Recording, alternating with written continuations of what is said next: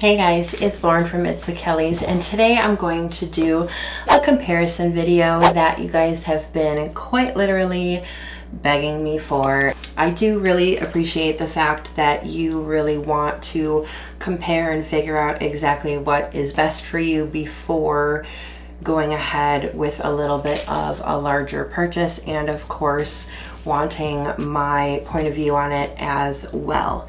Now, I have said before in previous videos that this comparison, they're just two totally different bags. The only thing that they have in common is their size and that they can be under-seaters. Everything else, they're completely different. So that's what we're going to go over today, are all of the differences between the two. And then that way that can help you better make your decision. Now, obviously I own both of these bags and I have relationships with both companies, and I would use them both. I think a lot of it just kind of depends on the trip and what I am really looking for when it comes to luggage on that trip. So we're going to go over size, we're going to go over features both on the inside and the outside, and then I'm going to go ahead and pack them both so that you can see what fits inside both of them. Now, I can tell you that every single time that I have packed both of them with the same items, there's always a different outcome. It really just is all about your packing Tetris and how good of a packer that you are. It's not really what bag can fit what, because they can both fit the same amount of stuff. But here's the biggest thing that I want you to take away from this video is that you can't go wrong with either one.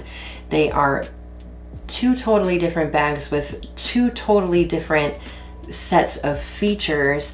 We can talk all day about hard shell versus soft, or 2 wheels versus 4, but it's all about your preference. So I'm going to put both of them up here, and what I did with the takeoff luggage, you guys know that it has wheels that come off, so I did take the wheels off so that you can really see them kind of side by side where the wheels aren't necessarily a factor. So right now I'm putting them up here, and the Underseat Pro is just a little bit taller, and then I can put this in front, and they are both kind of the same size, and then depth wise they are both the same.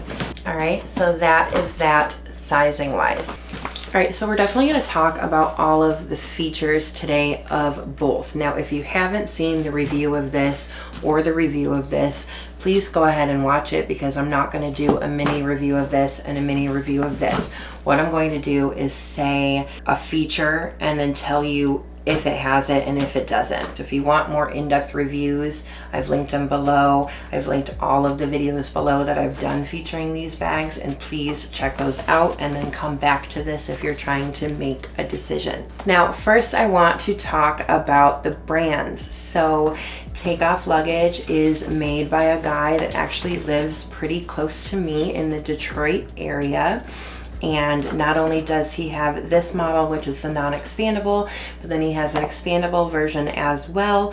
And then he's kind of coming out with a couple of more things as well, including compression bags and packing cubes and kind of the little vacuum things that goes with the compression bags. The Underseat Pro is another small business made from a family in Ohio, and this is the only thing that they have available right now on their site and on Amazon, but I know that they have a whole bunch of other amazing things coming out very soon, and that they have done backpacks previously.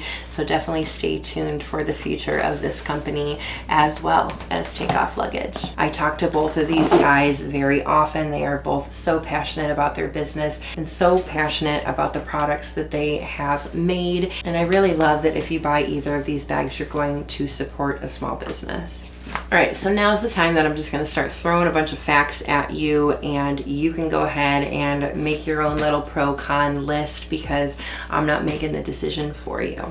Let's talk about price real quick. Takeoff Luggage is $109, and I have a 10% off code for you that I did put in the description box. And then Underseat Pro is $79, and I do have a link in the description box as well. Takeoff luggage comes in 6 colors, whereas the Underseat Pro comes in 2. Takeoff luggage weighs 5 pounds and the Underseat Pro weighs 5.8 pounds. Obviously you can see that takeoff luggage is made out of a hard shell polycarbonate material. It has kind of these vertical grooves here and some bumpers on the outside, whereas the Underseat Pro is soft luggage made out of polyester. Takeoff luggage does have a TSA lock on the outside so that you can lock the zippers into place, and the Underseat Pro does not, but the zippers do have these little cords here, which means you can definitely attach your own lock to it and even attach it to this one as well. Takeoff has a handle at the top and a handle at the side, whereas Underseat Pro just has the one handle right here, and then their handles on the back.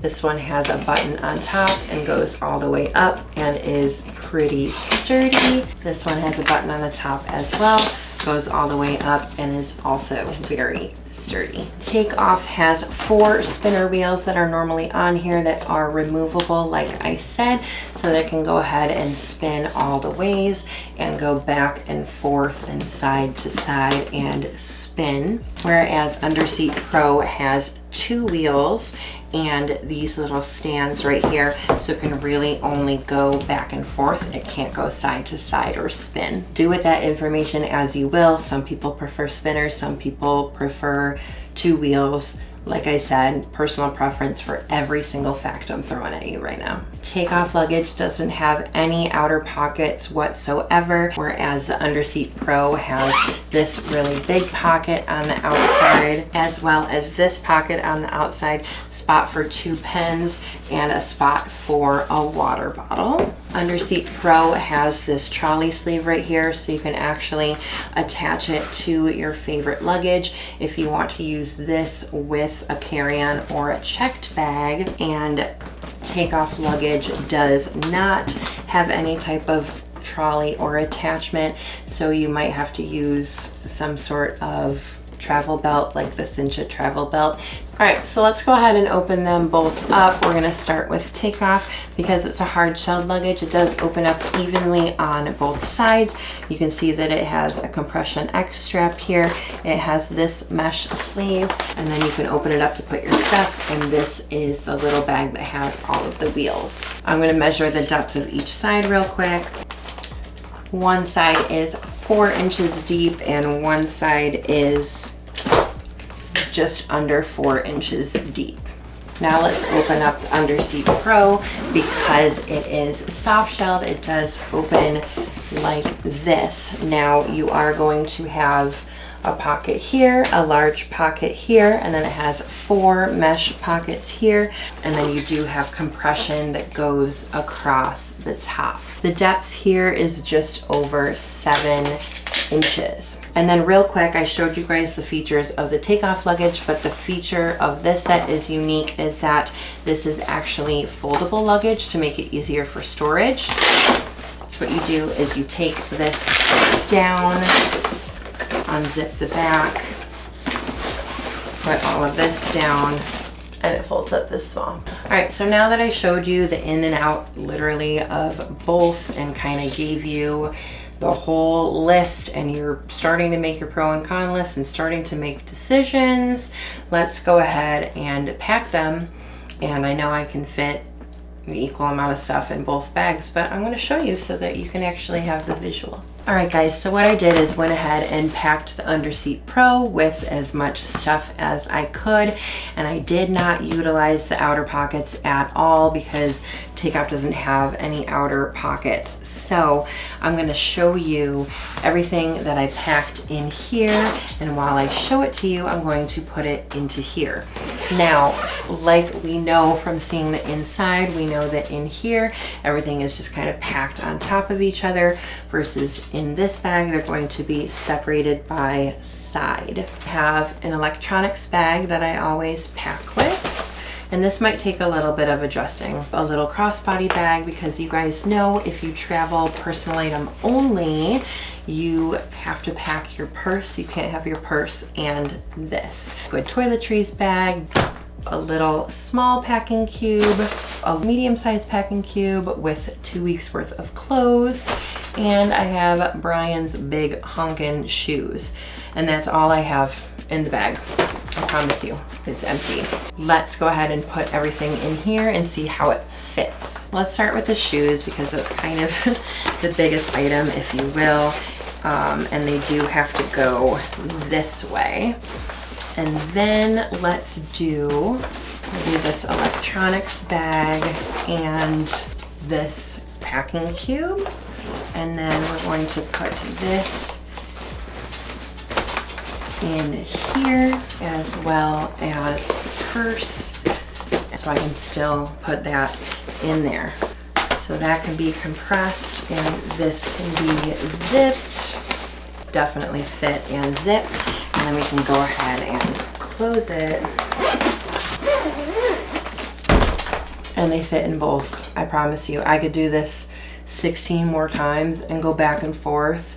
If it's the same amount of stuff, guys, they're both Underseat bags. They're both the same size. They're both gonna fit the same amount of stuff.